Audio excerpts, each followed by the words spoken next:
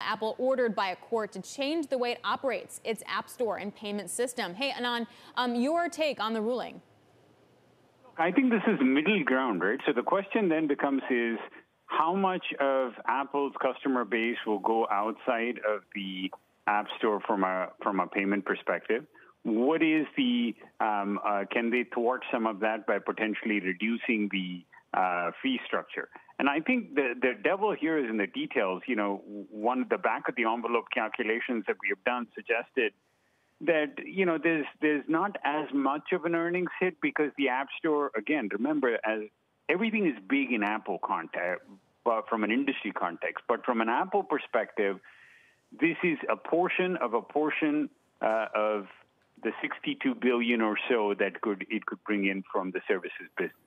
Conceded that it is 80% margins, give or take, and the sales exposure is roughly about 26% of the services business. But, you know, rough math suggests that this is maybe a 40, 50 cent hit on an annual basis. Worst case scenario, if you assume that this goes over to non-Apple payment methods. So I think the devil's in the details.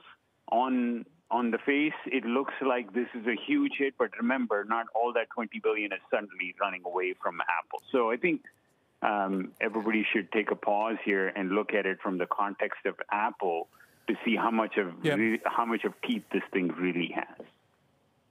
Epic ordered to pay Apple revenue it couldn't collect. Epic Games had circumnavigated Apple's 30% payment cut.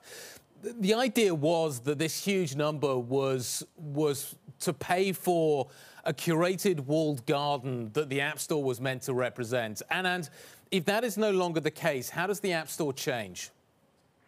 So a couple of different things, right? So from a competitive practices, our antitrust expert, Jen Rhee, will tell you that as long as it's competitively built up, particularly organically, and that it is the garden has a wall, you have to pay to get in.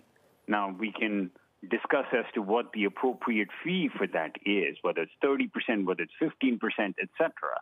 But the fact that it's organically built up and you can charge to get in. The second part of it is, you know, can the regulators then come in and say it's a public good, you're using the Internet, as a result, you have to have a fair value or a fair price that is easily accessible to all.